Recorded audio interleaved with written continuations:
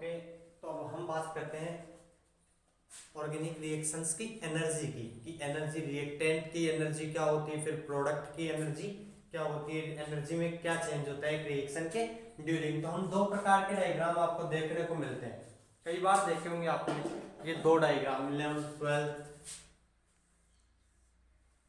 Energy profile होती है कुछ दो टाइप के डायग्राम देखने को मिलते हैं। एक में क्या होता है भैया,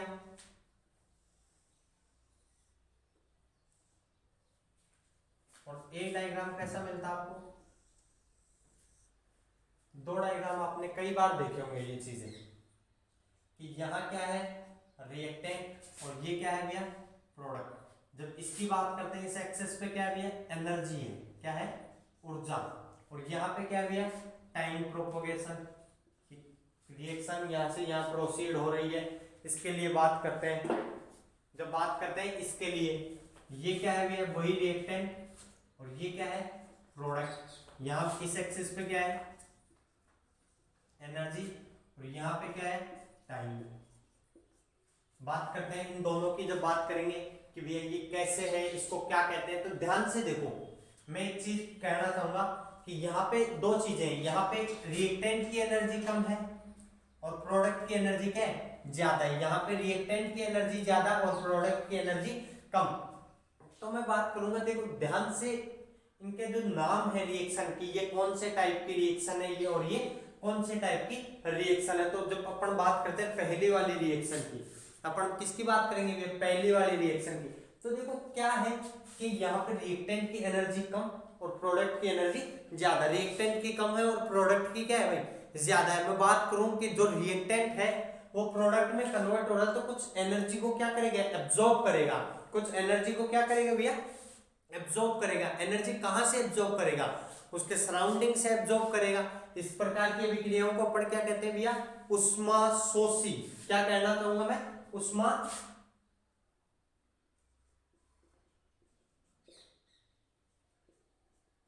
उष्माशोषी मतलब एंडोथर्मिक रिएक्शन।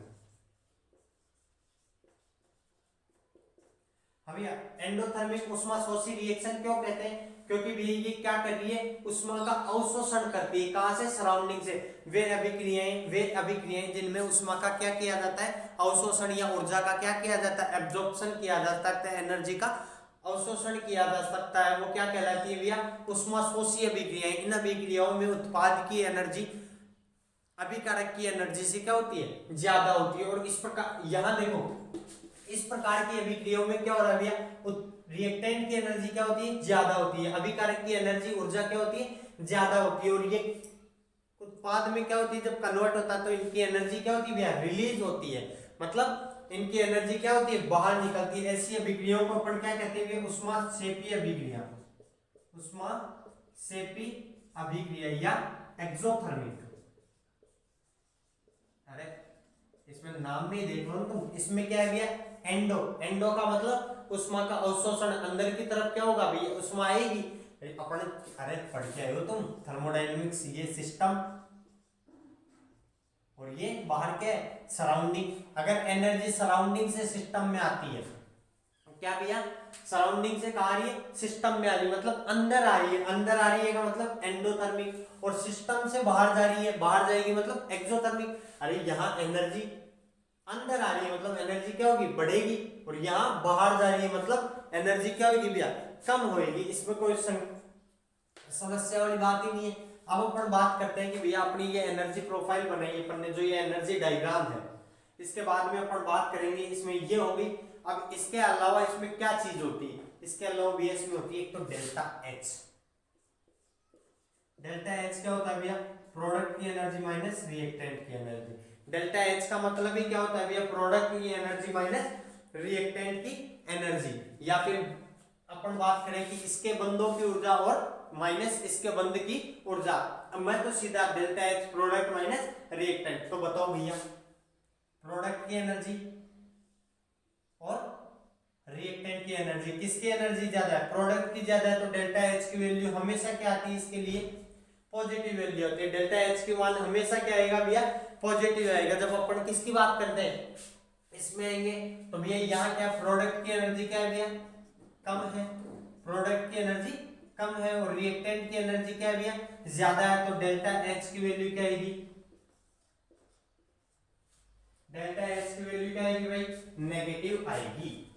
अब मैं एक बात और कर लेते हैं अपन थोड़ी सी, क्या बात करें कि भैया एक्टिवेशन एनर्जी, एक वर्ड आएगा ई ए कहते हैं एक्टिवेशन एनर्जी।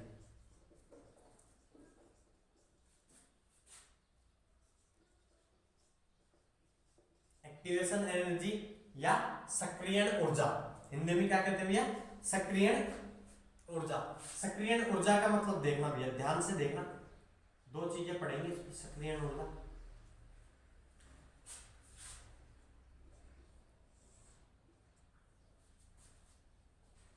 हाँ भाई सक्रियण ऊर्जा की बात करते हैं अपन, एक्टिवेशन एनर्जी की बात करेंगे। एक्टिवेशन एनर्जी क्या होगी भैया कि वह आवश्यक ऊर्जा, ध्यान रखना भैया मैंने इसमें एक वर्ड लगाया आवश्यक,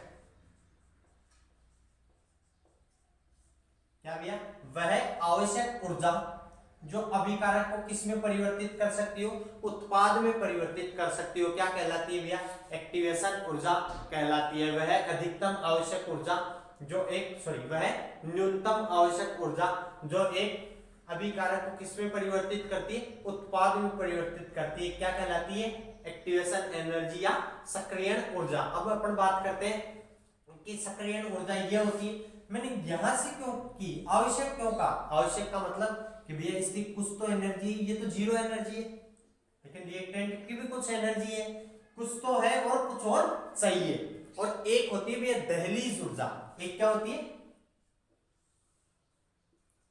दहली ऊर्जा होती है भैया। ये दहली ऊर्जा कहां से स्टार्ट करते हैं बट जीरो से, कि वह अधिकतम ऊर्जा, ये क्या है भैया, मैक्सिमम एनर्जी है, कि यहां से ऊपर ये किस में कन्वर्ट होगा, तो अगर अपन जीरो से बात करें तो वो क्या, इसको मान लीजिए ये पहले तो मैं एक्टिवेटेड कॉम्प्लेक्स बनता है, यहाँ पे कोई सक्रिय संकुल बनता है, सक्रिय संकुल का निर्माण होता है, तो भैया यहां तक तो लाड़ी है ही अपने को।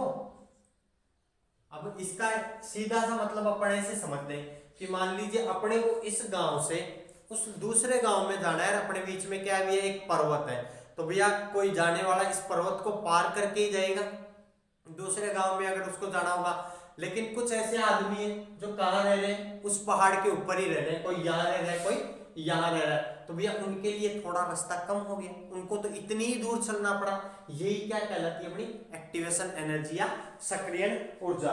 भाई समझ में क्या होती है सक्रियण ऊर्जा, हाँ भाई एंडोथर्मिक रिएक्शन और एक्सोथर्मिक रिएक्शन, डेल्टा एच की क्या वैल्यू रहती है इनके लिए, दोनों चीजें समझ में आई।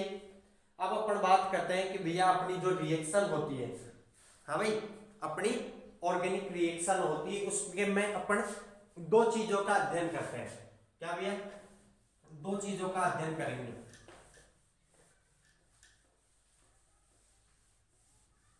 भाई ध्यान से, कई बार पूछी जाती है ऊष्माक्षेपीय अभिक्रिया और ऊष्माशोषी अभिक्रिया में क्या अंतर है, एक्सोथर्मिक या एंडोथर्मिक रिएक्शन में क्या डिफरेंस है, उनके अलावा इनके डेल्टा एच की वैल्यू क्या होती है, सक्रियण ऊर्जा की परिभाषा क्या होती है, ठीक है। डेल्टा एच क्या है भैया, एंथैल्पी में परिवर्तन, डेल्टा एच क्या है भैया, एंथैल्पी में